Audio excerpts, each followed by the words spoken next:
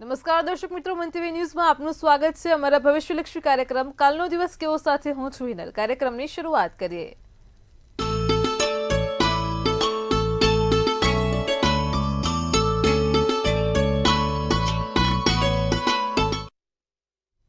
દર્શક મિત્રો, કાલનો દિવસ કેવો એટલે કે એક એવો કાર્યક્રમ કે જેમાં આવતીકાલનું પંચાંગ, દિન વિશેષ અને દિવસ રાતના શુભ ઘડિયા આપણને કિશન મહારાજ પાસેથી જાણવા મળે છે. ખાસ કરીને કાર્યક્રમની મધ્યમાં મહારાજ એક વિશેષ અને રસપ્રદ મુદ્દા પર માહિતી આપશે, તમારી તમામ સમસ્યાનું નિરાકરણ કરશે. અને કાર્યક્રમના અંતમાં આપણે વાત કરશું આવતીકાલે જેમનો જન્મદિવસ છે તેમનું આવનારું વર્ષ કેવું રહેશે. ખાસ ટેરો કાર્ડના માધ્યમથી જાણીશું. તો આ તમામ માહિતી આપવા માટે આપણી સાથે જોડાઈ ગયા છે કિશન મહારાજ.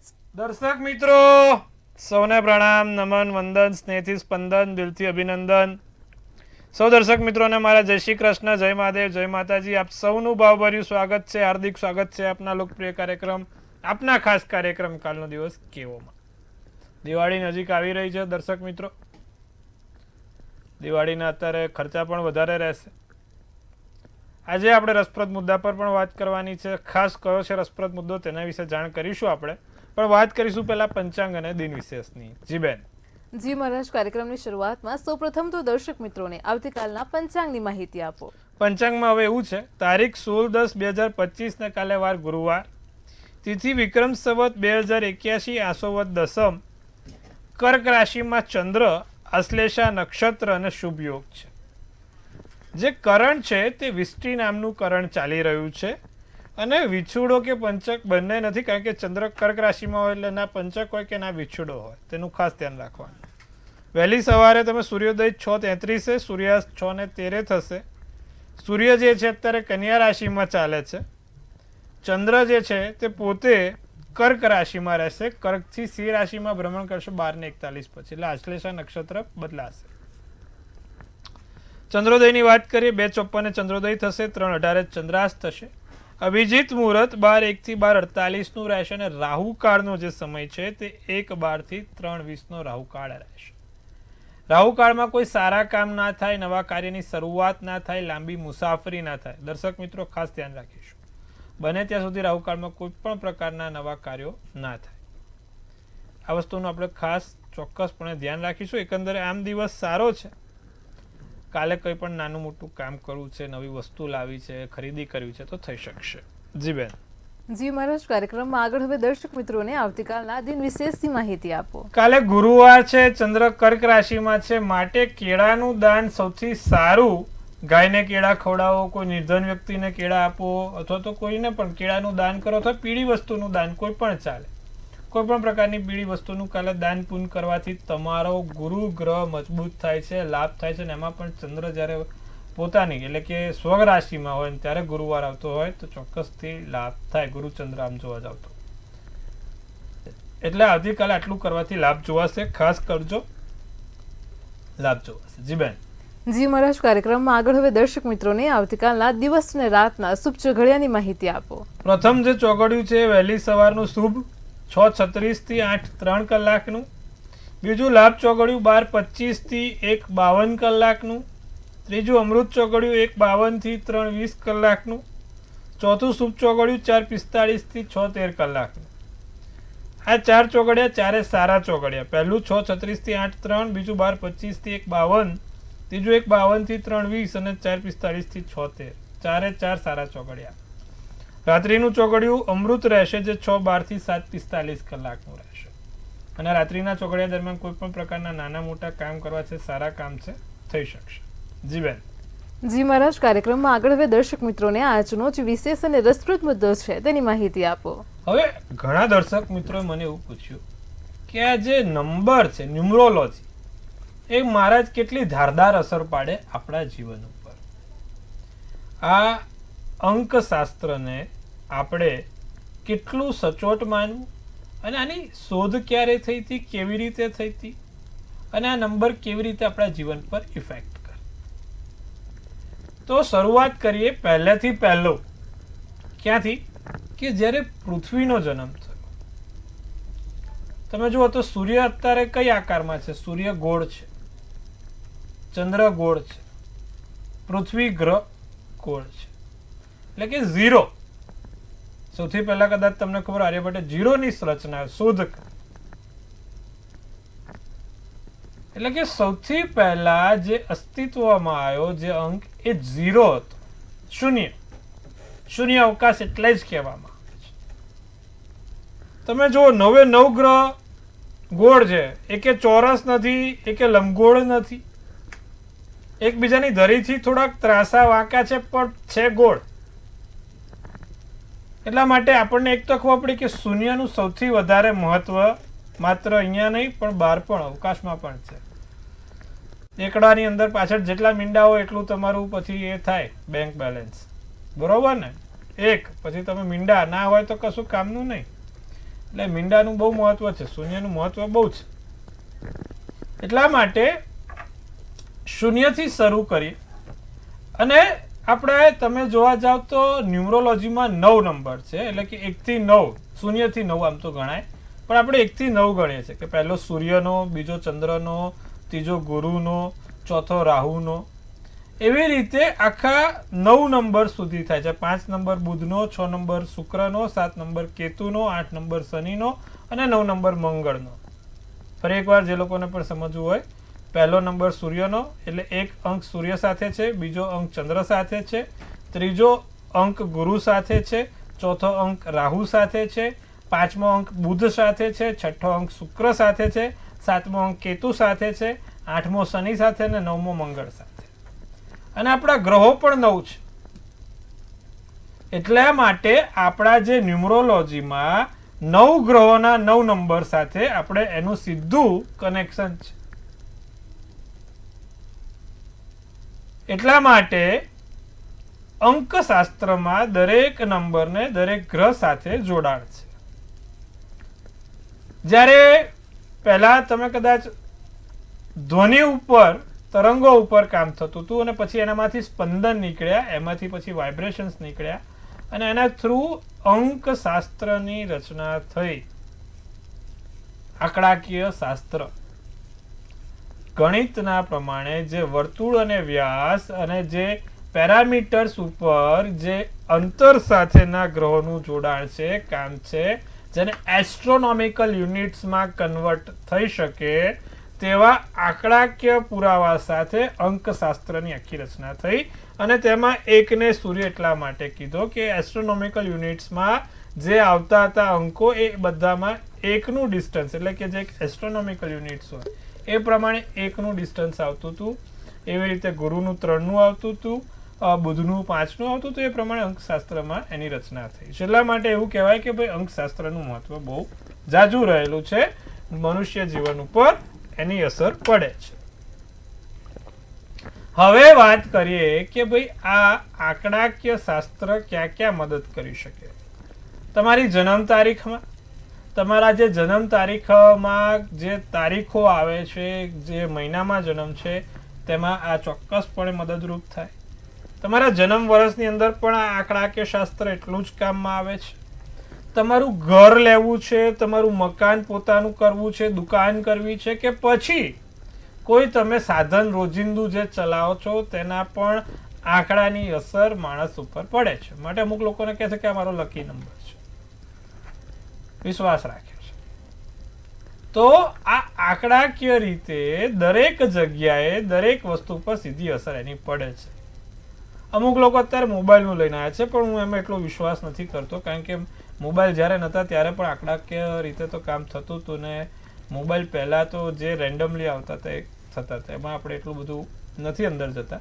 પણ હા, તમારી જન્મ તારીખ, ઘર, તમે જ્યાં રહો છો, ઘરનો નંબર, એ બધી અસર કરે છે. કારણ કે તમારે રોજિંદુ ત્યાં રહેવાનું છે, રોજિંદુ તમારે ત્યાં વાતો કરવાની છે, લોકો સાથે, પરિવાર સાથે રહેવાનું છે, આવવાનું છે. અને સાધન એટલા માટે કે રોજિંદુ તમારે એની અંદર બેસીને જવાનું છે, માટે સાધનના પણ આંકડાકીય ક્યાંક ને ક્યાંક અસર આપે છે. તો આ બધી વસ્તુ આંકડાકીય રીતે ખૂબ જરૂરી છે અને માટે આપણે આંકડાશાસ્ત્રનું મહત્વ પણ એટલું જ જરૂરી છે.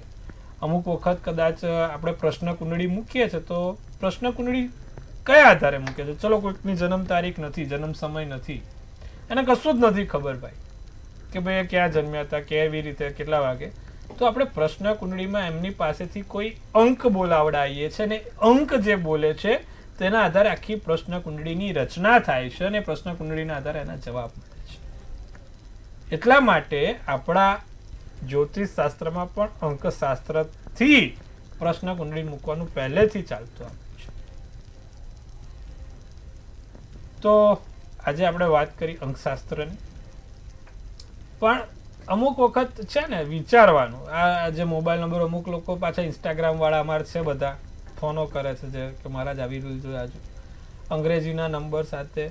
પણ એ બધું બરોબર છે, પણ તમે એટલું વિચારો કે જે પ્રથમ ભાષા જ્યારે જ્યોતિષશાસ્ત્ર રચાયું એ સંસ્કૃત ભાષા ઉપર રચાયું હતું, અને હવે ઇંગ્લિશ ન્યુમર્સ છે તો સંસ્કૃત પછી ઘણા સમય પછી અંગ્રેજી ભાષા આવી, અંગ્રેજી લિપિ આવી. તો આપણી સૌથી જૂનું અને આખા વિશ્વમાં સૌથી જૂની જે ભાષા છે ને સંસ્કૃત અને તામિલ છે. આ તમને ના ખબર હોય તો કહી દો. એટલે સૌથી આપણે ગર્વ અનુભવવો જોઈએ આપણા સંસ્કૃત ઉપર, સૌથી જૂનામાં જૂની. પછી મેસોપોટેમિયાની ચાલુ થઈ, પછી ઇજિપ્તની ચાલુ થઈ, પણ સંસ્કૃત અને તામિલ ઓલ્ડેસ્ટ. એટલે એની પર આખું શાસ્ત્ર રચાયેલું અને એની પર આખા અંકશાસ્ત્રથી આપણે જોઈએ છીએ. તો દર્શક મિત્રો, એ વસ્તુનું આપણે ધ્યાન રાખીશું. અંકશાસ્ત્ર પણ એટલું જ કામ કરે છે. એટલે હવે ગમે ત્યારે કોઈ નવી વસ્તુ લેવા જાઓ, તમારા અંક કયા છે કેવા છે તે ખાસ જાણીને જજો. જી બેન. જી મહારાજ, તમામ દર્શક મિત્રોને ખૂબ સરસ માહિતી આપી છે. કાર્યક્રમમાં આગળ હવે આપણે રાશિ ભવિષ્યની શરૂઆત કરીએ. સૌપ્રથમ તો મેષ, વૃષભ અને મિથુન રાશિના જાતકોનો આવતીકાલનો દિવસ કેવો છે તે જણાવો. પ્રથમ રાશિ મેષ રાશિ. મૂળાક્ષર અલ ઈ. યાત્રા કાલે બને એટલી ઓછી કરવાનું ટાળજો. સાધન ચલાવતા ધ્યાન રાખજો. સમય થોડોક તમારા માટે કાલે ખરાબ છે, માટે કહું છું સાધન ધીમે ચલાવજો. સંબંધો વધારે ગાઢ બની શકે છે. જૂના મિત્રોને મળવાથી મન પ્રસન્ન રહેશે. જૂના વ્યક્તિઓ સાથે મુલાકાત કરવાથી મન પ્રસન્ન રહેશે. રાતો શુભ કલર શુભાંક 1 રહેશે. વૃષભ રાશિ. તમને સફળતા મળશે. સફળતા મળવાના યોગ છે. સારા એવા કામ થઈ શકશે. નિર્ણય સર્વોપરી રહેશે. જે વિચાર્યું છે તે ચોક્કસથી દેખાઈ રહ્યું છે, સામે નજરે દેખાય છે. તમારી સફળતા ટૂંક સમયમાં મળશે. મતભેદ અને તણાવ ક્યાંય ઊભો ના થાય તેનું ધ્યાન રાખજો. અને દેખાડાની પ્રવૃત્તિ નુકસાન આપે. અમુક વખત છે ને આપણે દેખાડો કરવા બહુ જોઈએ છે, અને આમાં આપણે જ પોતે હેરાન થઈએ છીએ. તો બને ત્યાં સુધી આ દેખાડાની પ્રવૃત્તિને બાજુમાં મૂકીને કામ કરીશું. કથ્થઈ શુભ કલર શુભાંક 3. મિથુન રાશિ. સાવધાની રાખીશું. કોઈ પણ જગ્યાએ ક્યાંય આડીઅવળી વસ્તુ મુકાય નહીં, ખોવાઈ ના જાય. વસ્તુ લેતા પહેલાં મૂકતા પહેલાં વિચારજો. લોકો તમારો ઉપયોગ ના કરે. અન્યને ઉપયોગી થવું, પણ આપણો ઉપયોગ કરીને લોકો હેરાન કરે ના કરતા. મનોરંજનમાં સમય પસાર થશે. સ્વાસ્થ્ય સારું રહી શકે છે. ગ્રે શુભ કલર શુભાંક 6 રહેશે. જી બેન. જી મહારાજ, કાર્યક્રમમાં આગળ હવે કર્ક, સિંહ અને કન્યા રાશિના જાતકોનો આવતીકાલનો દિવસ કેવો છે તે જણાવો. થોડા જૂના મતભેદોનું નિવારણ થશે. કોઈકની જોડે નાનું મોટું ખટપીટ થઈ છે તે પૂર્ણ થશે. મહત્વના કાર્યો સારા થાય. બાળકોને લગતી કોઈ સમસ્યાથી ઉકેલ મળે અને રાહત મળશે. શાંતિથી આનંદ, અંતરનો આનંદનો અનુભવ તમે કાલે કરી શકો છો. સિલ્વર શુભ કલર શુભાંક 7. સિંહ રાશિ. શુભ સમાચાર, સારા સમાચાર મળે. મહત્વપૂર્ણ વસ્તુઓને સાચવીને રાખીશું. હકીકતને સમજવાની કોશિશ કરીશું. અન્ય ઉપર વિશ્વાસ મૂકવો નહીં. લોકો ઉપર બહુ વિશ્વાસ મૂકવાથી વિશ્વાસઘાત થાય. બ્રાઉન શુભ કલર શુભાંક 5 રહે. કન્યા રાશિને મહેનત વધારે અને લાભ ઓછો મળે. એટલે પરિશ્રમ કરવાનો. પરિશ્રમ કરવાથી કાંઈ ખોટું નથી, પણ થોડોક લાભ ઓછો મળશે. પરિવર્તન થઈ શકે છે. વધારે થાકનો અનુભવ થઈ શકે છે. પ્રિય મિત્ર સાથે મુલાકાત થાય. જાંબલી શુભ કલર શુભાંક 2 રહેશે. જી બેન. જી મહારાજ, કાર્યક્રમમાં આગળ હવે આપણી સાથે સમસ્યાઓને લઈને કોલર જોડાઈ ગયા છે. હેલો. હેલો, જય શ્રી કૃષ્ણ. જય શ્રી કૃષ્ણ. કેમ છો ભાઈ? અમે તમારો શો રોજ જોઈએ છીએ, બહુ સરસ છે. જી જી જન્મ તારીખ છે 14/6/1970. જી જન્મ સમય સવારે 9 કલાકે 9 AM. જી અને જન્મ સ્થળ છે અમરેલી જિલ્લાનું ગામ લાખાપાદર. અમરેલી જિલ્લાનું ગામ. જી. પ્રશ્ન. ઘરમાં શ્રી સૂક્તમ ને બધું કરે છે, છતાં પૈસા નથી અને ઘરનું ઘર નથી. જી. વૃષભનો ચંદ્ર, કર્કનો લગ્ન, કૃતિકા નક્ષત્ર, મંગળવારનો દિવસ, 13ની તિથિ છે. ભાઈ સૂર્ય, બુધ, ગુરુ, ચંદ્ર છે. શનિ જ્યારે કર્ક રાશિનો લગ્નના સ્થાનમાં હોય એટલે માણસને માનસિક સુખ ના હોય. અને જોવા જાવ તો અત્યારે કુંડળીમાં પણ તમારે મેન્ટલી ડિસ્ટર્બન્સના યોગ બનેલા છે. એક તો પોતે વિચારો સારા રાખો, પોઝિટિવ રાખો, શું કરવાથી લાભ થાય, ઘરનું ઘર બને અને બધી રીતે સારું થાય, ઘરમાં પૈસા આવે, તે માટે શું કરવું. નિત્યક્રમ પ્રમાણે એક મેરુ યંત્ર આવે, મેરુ યંત્ર હોય, એ મેરુ યંત્રને શું આ ધનતેરસ આવે છે, ધનતેરસના દિવસે સ્થાપના કરજો એની, અને મેરુ યંત્ર પર રોજ લાલ કંકુ અને એક ગુલાબનું ફૂલ મૂકવાનું રાખજો. અને પછી શ્રી મહાલક્ષ્મી અષ્ટકમ સ્તોત્ર, પૈસા નથી આવતા અને ક્યાંકથી આપણે જરૂર પડે છે તો શ્રી મહાલક્ષ્મી અષ્ટકમ સ્તોત્રમનો પાઠ કરો, બહુ સારું. અને બીજું કે દરરોજ જે ભગવાન શંકરને દૂધ અને પીળી સરસવ ચડાવો, એનાથી પણ લાભ થશે. મેરુ યંત્રની સ્થાપના ધનતેરસના દિવસે કરો, પૈસાની બચત ચોક્કસથી થશે અને પૈસાની આવક પણ શરૂ જોવાઈ જશે. જી બેન. જી મહારાજ, સમસ્યાનું સચોટ નિરાકરણ આપ્યું છે. કાર્યક્રમમાં આગળ હવે તુલા, વૃશ્ચિક અને ધન રાશિના જાતકોનો આવતીકાલનો દિવસ કેવો છે તે જણાવો. જૂની યાદો તાજી થાય, નવા વ્યક્તિઓ સાથે મળવાનું થાય. અચ્છા, કોઈ અન્ય કાર્યમાં દખલ ના પહોંચાડે તેનું ધ્યાન રાખજો. વાદ વિવાદ થવાની શક્યતા છે, ખોટા વાદ વિવાદ ટાળજો. અને વ્યવસાયમાં થોડા વિઘ્નો આવી શકે છે. વ્યવસાયલક્ષી કાલનો દિવસ થોડો મધ્યમ રહેશે. પીળો શુભ કલર, શુભાંક 9 રહેશે. વૃશ્ચિક રાશિને પતિ પત્ની વચ્ચે અહંકારના કારણે ક્યાંય પ્રશ્ન ના ઉદ્ભવવો જોઈએ. ગ્રહ ગોચર બરાબર છે, પણ તમારા બંનેનો અહંકાર ક્યાંય ક્લેશ ના થાય, ખાસ ધ્યાન રાખીશું. કામમાં સફળતા મળશે, રોકાણને લગતી યોજના બનશે. લાલ શુભ કલર, શુભાંક 8 રહેશે. ધનરાશિ, મનોબળમાં ઘટાડો થાય, માનસિક સ્તરીય મનોબળ ઘટતું જોવાય છે. આત્મવિશ્વાસ રાખો, મજબૂત બનો, બને ત્યાં સુધી કોઈ ખોટા ખર્ચા ના કરશો. નકારાત્મક વાતોને હાવી ના થવા દેશો અને કાર્યોને જાતે જ વ્યવસ્થિત કરી શકવાની તાકાત છે. પોપટી શુભ કલર, શુભાંક 3 રહેશે. જી બેન. જી મહારાજ, કાર્યક્રમમાં આગળ હવે મકર, કુંભ અને મીન રાશિના જાતકોનો આવતીકાલનો દિવસ કેવો છે તે જણાવો. મકર રાશિને પરિવારના લોકો સાથે સમય પસાર કરવાથી આનંદ થશે. માન સન્માન મળશે. મહત્વના કામ થશે. રૂપિયાના રોકાણથી લાભ થાય. સફેદ શુભ કલર, શુભાંક 2 રહેશે. કુંભ રાશિ, ક્ષમતા પ્રમાણે કામ કરજો. નવા કામને તમારો રુચિ વધારશે, રસ વધારશે. લગ્ન જીવન સુખમય રહે, જળવાયેલું રહે. પેટને લગતી કોઈ પણ મુશ્કેલી છે તે દૂર થશે. અને જો કાલે બને ત્યાં સુધી તુલસીના 2 પાન કુંભ રાશિવાળા ખાય તો એમના માટે દિવસ સારો છે. નીલો શુભ કલર, શુભાંક 5 છે. મીન રાશિ, છેલ્લી રાશિ, અંતિમ રાશિ. યોજનાઓ પ્રભાવશાળી રહેશે, ધાર્યા કામ થશે. હિંમત હારવાની નથી, મહેનત કરવાનું છે, પરિણામની આશા રાખવાની નથી. આજે નહીં તો કાલે પરિણામ ચોક્કસથી મળશે. અને તમારા પૈસાનો જે ખર્ચો છે તમારા બજેટમાં ધ્યાન રાખીને કરજો, ખોટા ખર્ચા ના વધે એનું ધ્યાન રાખજો. સોનેરી શુભ કલર, શુભાંક 7 રહેશે. જી બેન. જી મહારાજ, કાર્યક્રમમાં આગળ વાત કરીશું આવતીકાલે જેમનો જન્મદિવસ છે તેમનું આવનારું વર્ષ કેવું રહેશે, ખાસ ટેરો કાર્ડના માધ્યમથી જણાવો. કાલે જેનો પણ જન્મદિવસ છે, મંતવ્ય ન્યૂઝ પરિવાર તરફથી આપ સૌને હાર્દિક શુભેચ્છા. તનથી તંદુરસ્ત રહો, મનથી મલકાતા રહો અને ધનથી છલકાતા રહો. એક સુંદર મજાનું ટેરોટ આપણે બેન ઉપાડશે. વર્ષ 2025 કેવું છે એમનું જોઈશું. 16/10 જેનો જન્મદિવસ છે, પેજ ઓફ સ્વર્ડ્સ કરીને ટેરોટ છે. શું સૂચવે છે પેજ ઓફ સ્વર્ડ્સનું કાર્ડ? હવે આમાં લખ્યું છે એક તો નવા આઈડિયા, નવા વિચારો, નવી થિંકિંગ, નવી જગ્યાએ નવા આઈડિયાસની સાથે તમે કોઈક સારા કામ કરી શકો છો. નવું વસ્તુઓની ક્યુરિયોસિટી જાગશે, નવું વિષય પર સંશોધન કરી શકશો. સાથે આ વખત તમને પૈસાનો આવકનો સ્ત્રોત વધતો દેખાય છે અને તમારી માનસિક રીતે પરિસ્થિતિ સારી છે. સારા વિચારો, પોઝિટિવ વિચારોથી દિવસ અને વર્ષ બંને સારું છે. શું કરવાથી લાભ થાય? જેનો પણ કાલે જન્મદિવસ છે, દર ગુરુવારે એક પીપળે હળદર મૂકે અને નિત્યક્રમ પ્રમાણે ઓમ નમો ભગવતે વાસુદેવાયની એક માળા કરે, વરસ સારું ને સુંદર જોવાશે. જી બેન. જી મહારાજ, કાર્યક્રમમાં અમારી સાથે જોડાયા દર્શક મિત્રોને આટલી સરસ માહિતી આપી તે બદલ આપનો આભાર. ખૂબ શુભેચ્છા. હર મહાદેવ. દર્શક મિત્રો, તમને પણ કોઈ સમસ્યા હોય તો નોંધી લો કિશન મહારાજનો કોન્ટેક્ટ નંબર.